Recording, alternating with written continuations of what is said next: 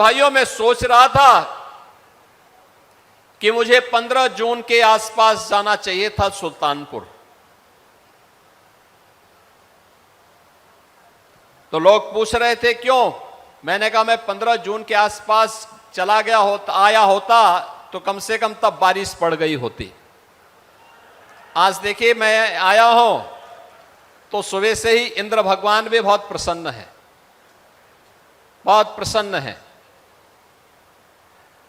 विनोद सिंह जी को तो फुर्सत नहीं थी कार्यक्रम में बुलाने की, लेकिन राजेश गौतम मुझे बहुत बार कहते थे कि वहां आइए। मैंने कहा मैं आऊंगा एक बार, लेकिन सुल्तानपुर में मुझे आना था, एक बैठक भी लेनी थी नई कार्य योजना की। लेकिन आज हमारे इन सभी विधायकों ने, विनोद सिंह जी ने, यहां पे राजप्रसाद उपाध्याय जी ने, सीताराम वर्मा जी ने, राजेश गौतम जी ने, शैलेंद्र प्रताप सिंह जी ने, संगठन के पदाधिकारियों ने जो मेहनत की, जो परिश्रम किया, परिणाम आपके सामने है। सुल्तानपुर में भी अब अपना मेडिकल कॉलेज है, medical college Sultanpur. Nursing college की भी उसमें स्थापना हो रही, जिसका शिलान्यास भी आज हो रहा है। बहन और भाइयों, यही अंतर है, यही फर्क है, यही फर्क है। पिछली सरकारें हर जनपद में एक माफिया पालती थी और हम हर जिले में एक मेडिकल कॉलेज दे रहे हैं। पिछली सरकार हर जिले में और हर थाना क्षेत्र में अपना एक गुंडा पालती थी, जिससे वह गरीबों का शोषण कर सके, गरीबों की जमीनों पर कब्जा कर सके, राह चलती हुई बेटियों के पर छीटाकशी कर सके, व्यापारियों की छीना झपटी कर सके। अब नया उत्तर प्रदेश इसको स्वीकार नहीं करता। मुझे याद है सुल्तानपुर में 2017 के पहले पर्व और त्योहार के पहले उपद्रव शुरू हो जाते थे। दुर्गा पूजा नहीं होने देते थे, रामनवमी के जुलूस नहीं निकलने देते थे, गुंडागिर्दी चरम पर थी, अराजकता चरम पर थी, अव्यवस्था चलती थी, गरीब को योजना का लाभ नहीं, अन्नदाता किसान बेहाल था, नौजवान प्लान कर रहा था, विकास के कार्य ठप पड़े हुए थे। अयोध्या से सुल्तानपुर होते हुए प्रयागराज के इस मार्ग का कोई पुरसा हाल नहीं था। वाराणसी की कनेक्टिविटी बदतर थी, लखनऊ जाना कठिन था। और आज तो पूर्वांचल एक्सप्रेसवे सुल्तानपुर होते हुए जा रहा है। आज अयोध्या 4 लेन के साथ जुड़ा हुआ है। 45 मिनट में अयोध्या एयरपोर्ट पर।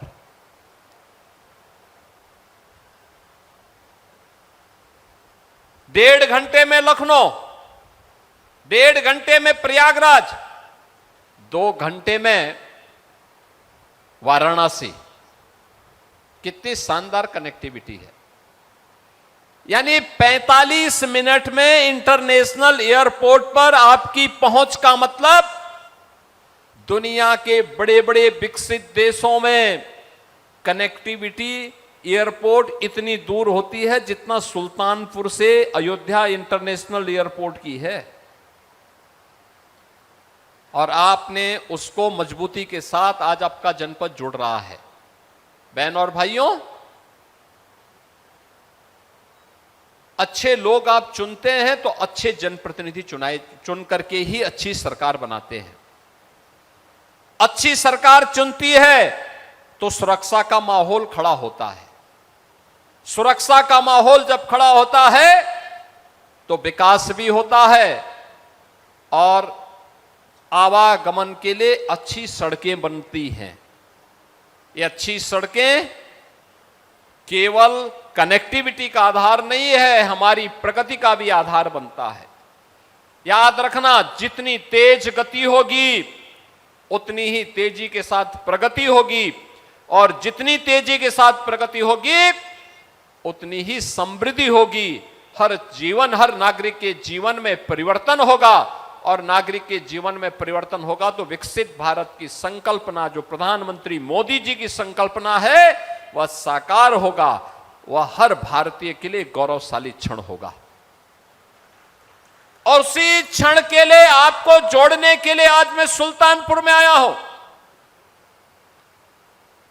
बहनों और भाइयों, उत्तर प्रदेश जैसे राज्य को इस समाजवादी पार्टी ने, कांग्रेस ने एक बीमारू राज्य बना दिया था।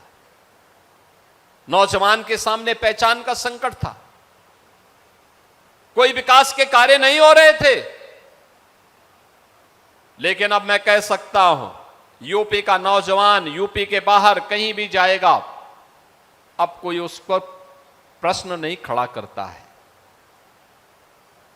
प्रश्न अब नहीं खड़ा कर सकता, अब उसके सामने पहचान का संकट नहीं है। अब यूपी का नौजवान जाता है, कहीं भी जाएगा, कहेगा कि मैं उत्तर प्रदेश का निवासी हूं। सामने वाला व्यक्ति अगर आपको देख करके पहले 10 कदम दूर भी जा रहा होगा, तो अगर आप बोलेंगे सुल्तानपुर से हूं, मैं उत्तर प्रदेश से हूं, तो वह भी 10 कदम आगे आकर के आपसे गले मिलने के लिए उतावला दिखाई देता है। ये नए है नया उत्तर प्रदेश। उत्तर प्रदेश अब विरासत और विकास का एक अनुपम समन्वय के रूप में अपने आप को स्थापित किया है। अब हमें बीमारू राज्य नहीं, भारत की अर्थव्यवस्था के ग्रोथ इंजन के रूप में यूपी ने अपनी एक नई पहचान बनाई है। यूपी अब देश के विकसित राज्यों में गिना जा रहा है। सबसे तेज गति से उभरती हुई अर्थव्यवस्था किसी राज्य की है देश के अंदर, उत्तर प्रदेश की है। आज के दिन पर उत्तर प्रदेश की है। और बहनों और भाइयों, उसी अभियान के साथ जोड़ने के लिए आज मैं आपके पास आया हूं। ये डबल इंजन की सरकार ने जो कार्य किया, सबसे पहला कार्य सुरक्षा के मोर्चे पर, सुरक्षा के मोर्चे पर बेटी और बहन को सुरक्षा देना हो, व्यापारी और उद्यमी को सुरक्षा देना हो, आम नागरिक को सुरक्षा प्रदान करना हो, बिना भेदभाव के उपलब्ध करवाया गया। कोई रोक टोक नहीं, सबको समान सुरक्षा। बहनों और भाइयों, सुरक्षा का बेहतर वातावरण हुआ तो निवेश आया, विकास के बड़े बड़े कार्य आए, हाईवे बन रहे हैं, रेलवे की लाइन बन रही है, रेलवे फ्लाईओवर बन रहे हैं, ब्रिजेज बन रहे हैं, 4 लेन 6 लेन की सड़कें बन रही हैं, बाईपास बन रहे हैं। सुरक्षा का माहौल आया तो बथुआ धाम का भी सुंदरीकरण का कार्यक्रम आगे बढ़ा है।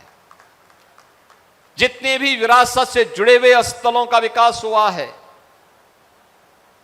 पहले ऐसा नहीं कि पैसा नहीं था, पैसा पहले भी था, लेकिन पहले यही पैसा पहले कब्रिस्तान की बाउंड्री वाल के निर्माण में खर्च होता था, अब वही पैसा मंदिरों के सुंदरीकरण के कार्य में खर्च हो रहा है। यही अंतर है। यही पैसा था जो आज गरीब के घर में रसोई गैस उपलब्ध करवा रहा है, गरीब को फ्री में राशन दिलाया जा रहा है। वही पैसा है जो से आयुष्मान की स्वास्थ्य सुविधा उपलब्ध करवा रहा है या गरीब के पक्के घर बना रहा है। ये पैसा वही है जो पैसा पहले चाचा भतीजे की जोड़ी डकैती डाल करके लूट लेती थी। याद करिए, उत्तर प्रदेश पुलिस में हमने जब गत वर्ष भर्ती की थी 60,244 नौजवानों की, सुल्तानपुर के भी सैकड़ों नौजवान भर्ती हुए थे। और नौजवानों के चेहरे की चमक को देखो ना। जब उनको नियुक्ति पत्र वितरण किया जा रहा था, मैंने पूछा उन लोगों से कैसा लग रहा है। उन्होंने कहा, साहब सपना साकार हो रहा है, विश्वास नहीं होता है कि हमें भी नौकरी मिल जाएगी, क्योंकि पिछली सरकारों ने इतनी गदर मचा रखी थी कि कोई भी ईमानदारी के साथ नियुक्ति नहीं हो पाती थी। लेकिन हमें भी लगता है कि बिना पैसे के अब यूपी में नौकरी पाई जा सकती है। उत्तर प्रदेश के अंदर ऐसे 9 लाख नौजवानों को पिछले 9 वर्ष में सरकारी नौकरी दी गई। उत्तर प्रदेश के परंपरागत उद्यम में 3.25 करोड़ नौजवान कार्य कर रहे हैं। निवेश आया है, इस निवेश के माध्यम से भी सैकड़ों लाखों नौजवानों को नौकरी और रोजगार प्राप्त हुआ है। बहनों और भाइयों, यह तब होता है जब सरकार परिवारवाद से, वंशवाद से, जातिवाद से ऊपर उभर करके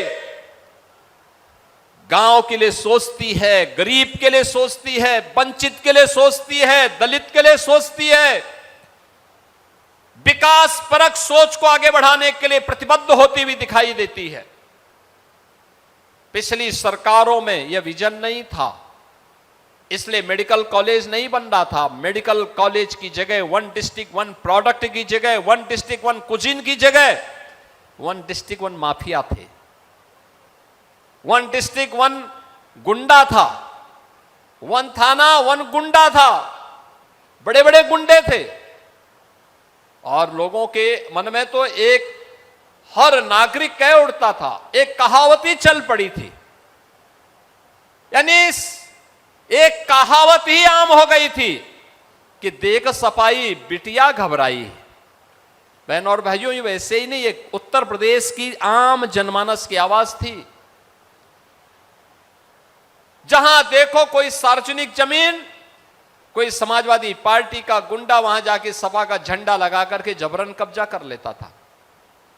आप आश्चर्य करेंगे, हमारी जब सरकार आई थी, मैंने कहा जिन भी माफियाओं ने सरकारी जमीन पर या गरीब की जमीन पर कब्जा किया है वे कृपया 24 घंटे के अंदर खाली कर लें, नहीं करेंगे तो हमें खाली करवाना आता है। 64,000 एकड़ लैंड हम लोगों की खाली हुई थी, 64,000 एकड़ की लैंड। उत्तर प्रदेश में लखनऊ में आप जाएंगे, लखनऊ में एयरपोर्ट के पास, एयरपोर्ट लखनऊ एयरपोर्ट के पास 120 एकड़ का एक चेक था। उस चेक पर एक समाजवादी पार्टी से जुड़ा हुआ एक भूमाफिया ने कब्जा कर लिया था और उसने कागजों में भी समाजवादी पार्टी की सरकार की धौंस दिखा करके एंट्री करवा ली थी। सरकार आई, हम लोगों ने जांच प्रारंभ किया, वहां से रेवेन्यू बोर्ड से उसका खारिज हुआ, वो हाई कोर्ट गया, उसके खिलाफ एफआईआर हम लोगों ने लॉन्च करवाया। अगले दिन वो बाप बाप कह करके चिल्ला के आगे आगे, साहब 120 एकड़ लैंड हम सिलेंडर कर दे रहे हैं, बस मुझे बकस दो। बहनों और भाइयों, आज वहां पे यूपी फॉरेंसिक इंस्टीट्यूट बना हुआ है। उत्तर प्रदेश का नौजवान आज वहां पर आर्टिफिशियल इंटेलिजेंस में, ड्रोन टेक्नोलॉजी में, फॉरेंसिक साइंस में, रोबोटिक में, 3D प्रिंटिंग में, वहां पे सर्टिफिकेट, डिप्लोमा और डिग्री के पाठ्यक्रम से अपने आप को स्किलफुल बना रहा है। वहां पे वह सर्टिफिकेट भी ले सकता है, डिप्लोमा ले सकता है, डिग्री ले सकता है। आज ये व्यवस्था यूपी के अंदर इस रूप में हो रही है। और इसलिए बहनों और भाइयों, मैं आप सबसे कहने के लिए आया हूं, पिछली सरकारों में विकास का कोई विजन नहीं था, तो स्वाभाविक रूप से विरासत के प्रति भी उनके मन में कोई श्रद्धा का भाव नहीं था। मुझे तो आश्चर्य होता है, आपने गत दिनों अयोध्या के अंदर देखा होगा, अयोध्या में श्री राम जन्मभूमि में एक घटना घटित हुई।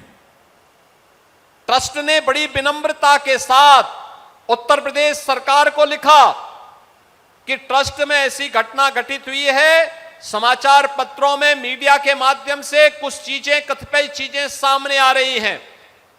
अगर हम सफाई देंगे तो हो सकता है लोगों को विश्वास न हो, और हम चाहते हैं कि उत्तर प्रदेश सरकार एक हाई लेवल की एसआईटी गठित करे और उस एसआईटी के माध्यम से सच्चाई समाज के सामने आनी चाहिए। क्योंकि जो भी काम अयोध्या में हुआ है, मंदिर से संबंधित काम हुआ है, बाहर का इंफ्रास्ट्रक्चर उत्तर प्रदेश सरकार ने बनाया है, लेकिन मंदिर परिसर का काम वह जनता जनार्दन के पैसे से बना है।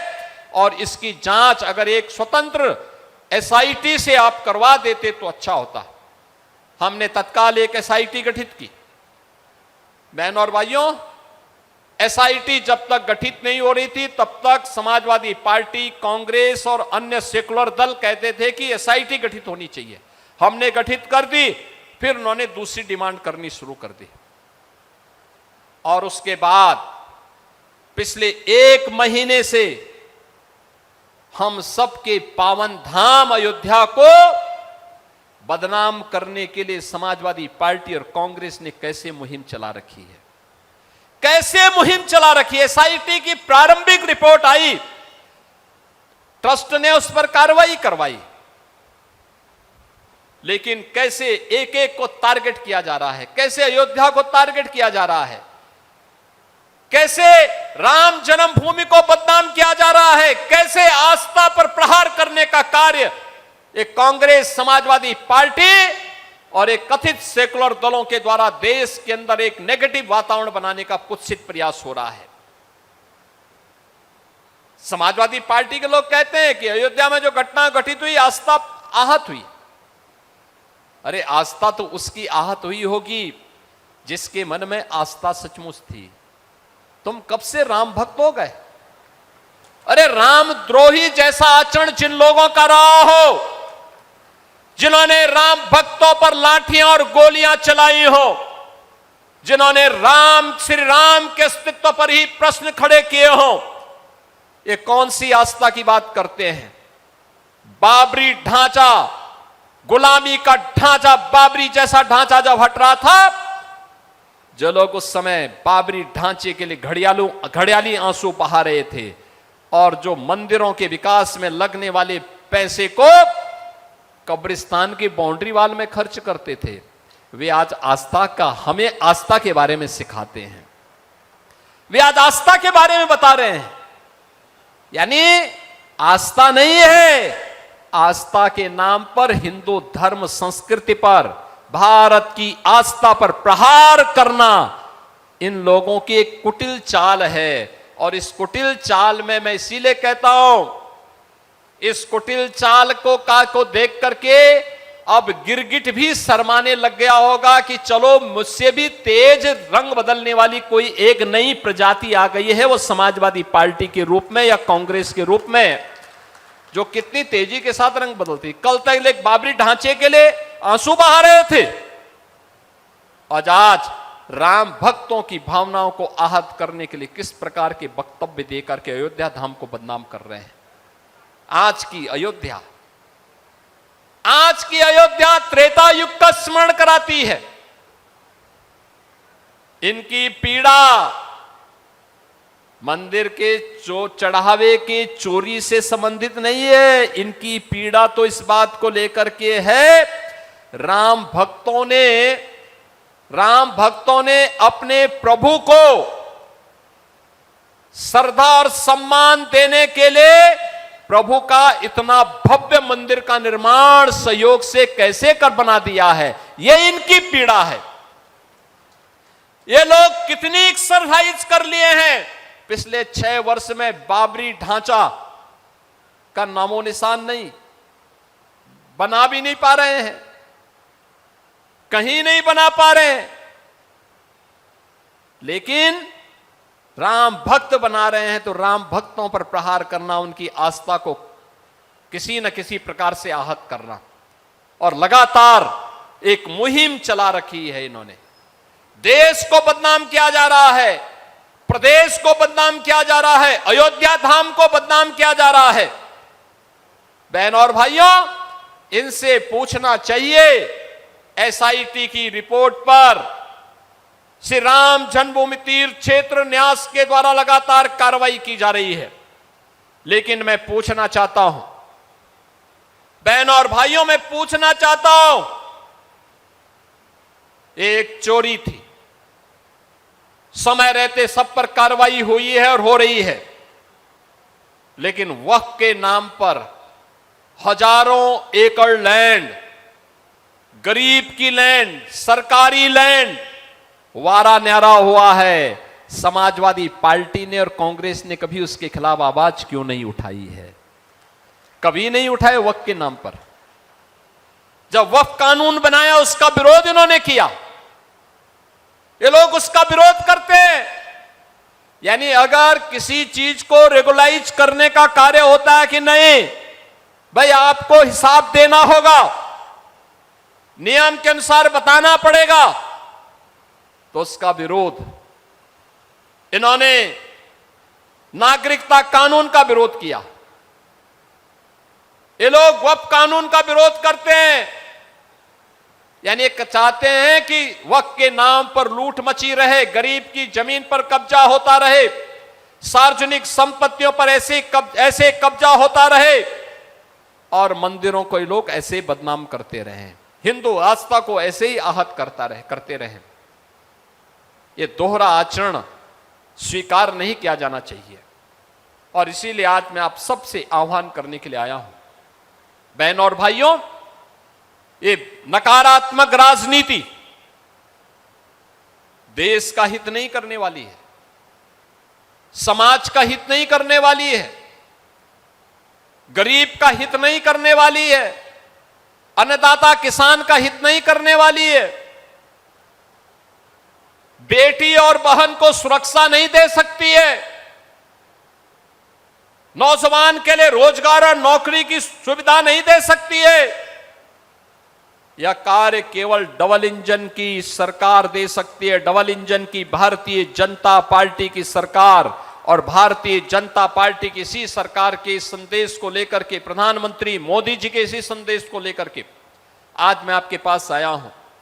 सुल्तानपुर में मेडिकल कॉलेज का संचालन होना, अब नर्सिंग कॉलेज भी बनेगा।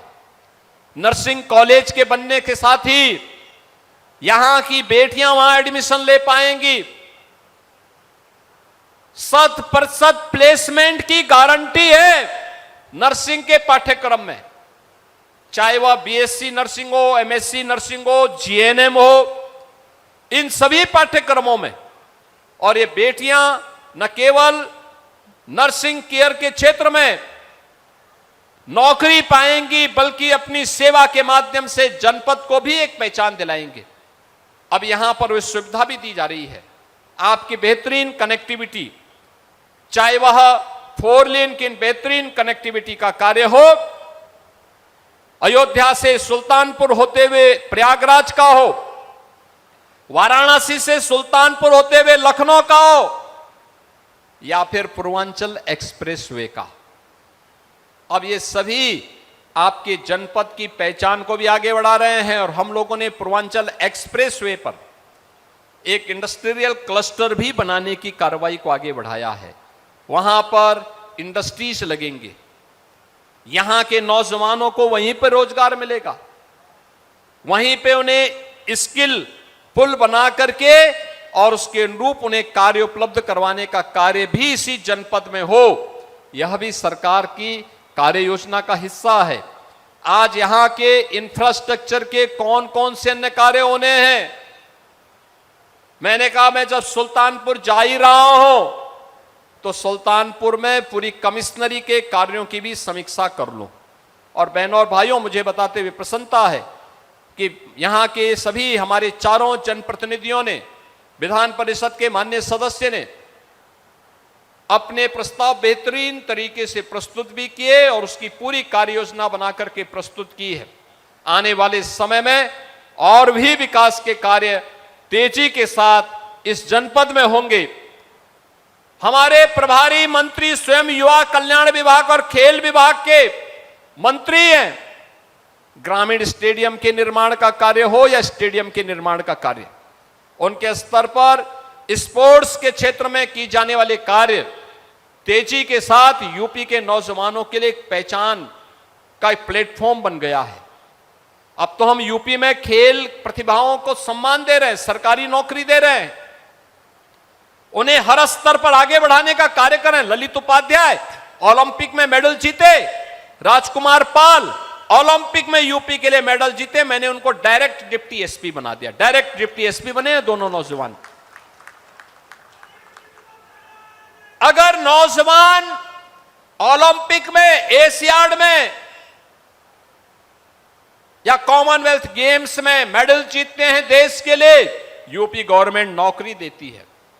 वर्ल्ड चैंपियनशिप में या नेशनल गेम्स में वह मेडल जीतता है, उत्तर प्रदेश सरकार उन्हें विशेष भर्ती प्रक्रिया के माध्यम से सर्विस देती है। और ये जो इंफ्रास्ट्रक्चर तैयार हो रहा है खेल के लिए भी, इंडोर स्टेडियम, ग्रामीण स्टेडियम, खेल के मैदान, स्टेडियम का निर्माण, यह उन प्रतिभाओं के लिए एक प्लेटफॉर्म होगा।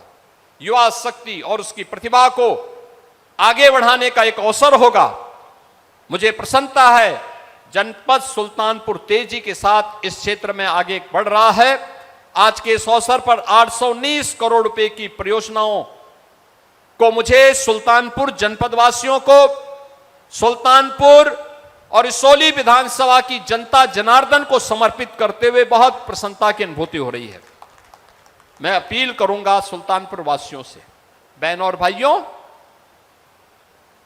इसौली में आपने देखा होगा, सुल्तानपुर में तो काम हो रहा है, सदर में भी काम हो रहा है, कादीपुर में काम हो रहा है, लेकिन इसौली डबल इंजन का विधायक न होने के नाते उनकी रुचि नहीं है। वैसे भी बेरोजगार हैं। बेरोजगार इसलिए हैं क्योंकि विकास में रुचि नहीं है, और समाजवादी पार्टी जिस प्रकार के काम धंधों में लिप्त थी वह इस डबल इंजन की सरकार में संभव नहीं है। तो स्वाभाविक रूप से वे बेरोजगार होने के नाते परेशान भी रहते हैं होंगे। आप सबसे अपील है, विकास के लिए डबल इंजन सरकार, बीजेपी की डबल इंजन सरकार विकास का एकमात्र विकल्प है, और आगे बढ़ना है, सुरक्षित और सुशासन युक्त व्यवस्था लेनी है, तो डबल इंजन की सरकार उसकी गारंटी है। उस गारंटी के साथ जुड़ने के लिए आप सबका आह्वान करने के लिए आज मैं यहां उपस्थित हुआ हूं। आप सभी को इन योजनाओं की, इन सभी परियोजनाओं की उपहार उपलब्ध कराते हुए प्रसन्नता की अनुभूति कर रहा हूं और विश्वास करता हूं कि आप डबल इंजन सरकार के साथ अपना इसी प्रकार से आशीर्वाद बनाए रखेंगे।